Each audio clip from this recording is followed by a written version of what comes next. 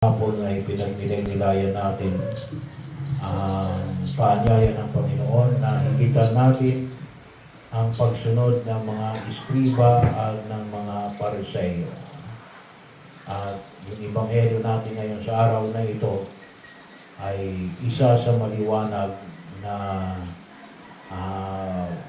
bagay na ipinapahayag na Jesus. No? Kasi po, wala sa kalinangan ng mga Hudyo, no? Yung pag-ibig sa kaaway. No?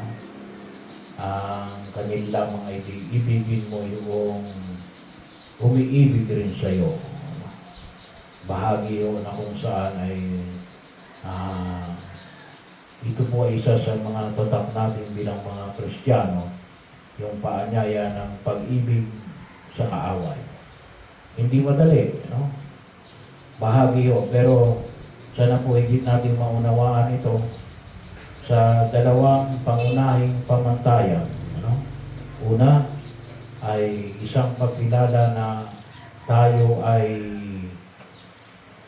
bibigyan ng Diyos ng karapatang katarungan. Ano?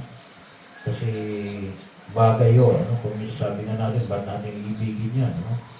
Yan ay winalangya tayo. Ano? Pero mahalagang makita natin yung pagkaunawa ng katarungan. Yung katarungan ng Diyos. Ano? Na alin? Ano? Ay, yan ay hihingin sa bawat isa sa atin. So kung may isang tao na gumawa sa iyo ng masama, huwag kayong mag-alala. No? Kasi ang katarungan ay kukunin at kukunin sa kanya. Ano? Bahagi ho yun. Sabi nga ho natin, hindi lang dito sa lupa, ano? Kundi yung bahagi na itinuturo ng simbahan, alin yun? Yung purgatorio. Ano? Bahagi na kung saan makita ho natin. Ano? Yan ay napakahalagang pamantayan ng tinatawag nating turo, ano, ng ating pananampalataya. Mahalagang maintindihan natin ito sapagkat sabi nga natin, kasi kung minsan hindi natin gaganap yung pagkilos ng Diyos na sabi natin, paano yung katarungan na para sa akin? Ano? Kung tutusin, hindi lang naman katarungan para sa atin, na ginawa ng masama.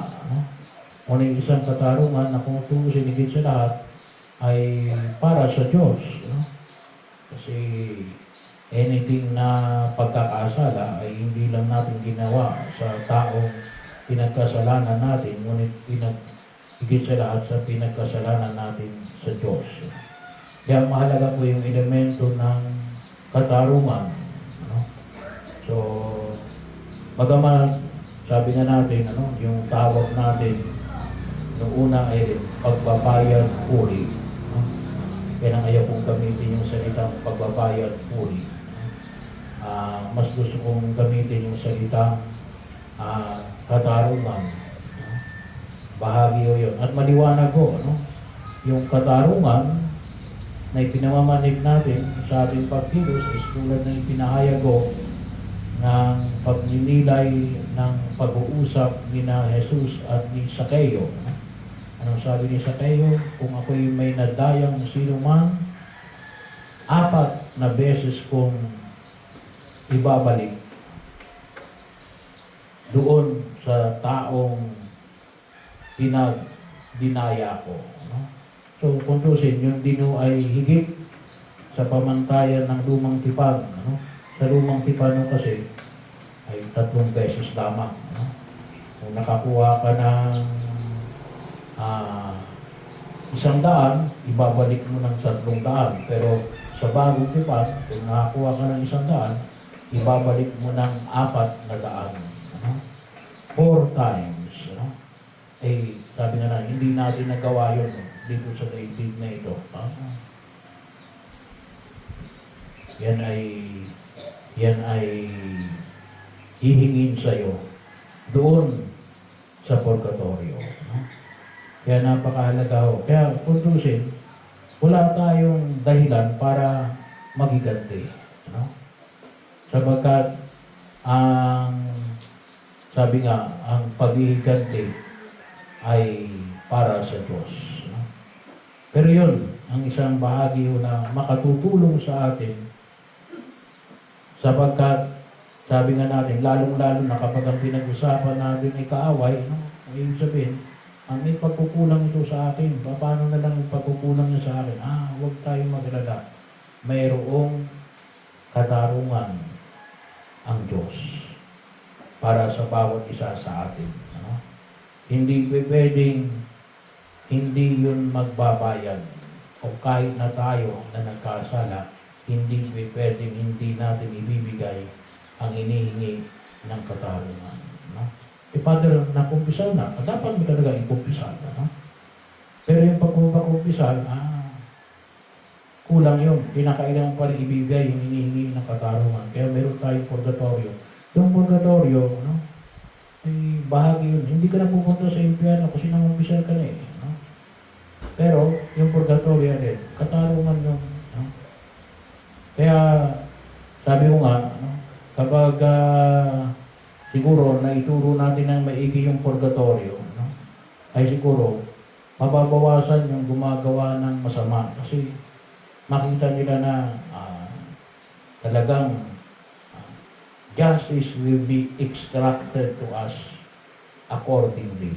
No? Walang makalulusot. Walang makalulusot. Pangalawa, bahagi ho ng tinatawag natin ng pag-ibig sa kaaway, ipanalangin mo umuusig sa iyo, no? Bahagi ho na kung saan ay makita ho natin na alin.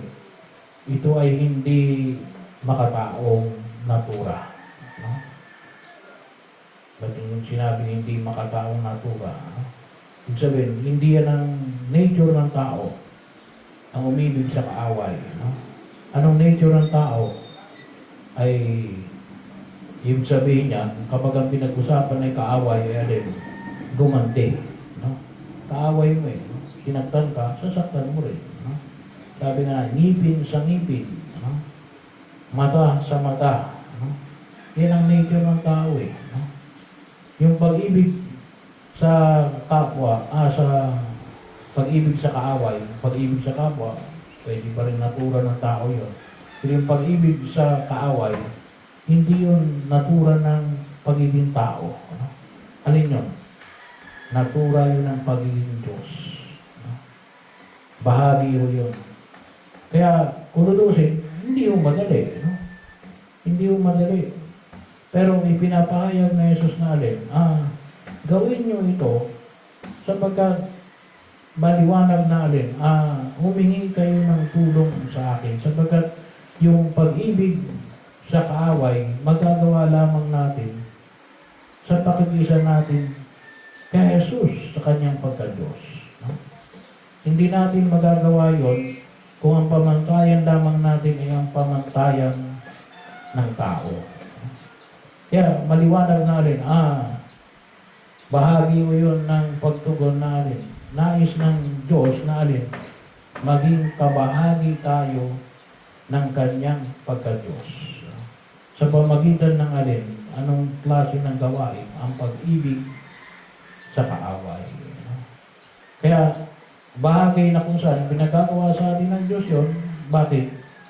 Sapagkat tutulungan niya tayo.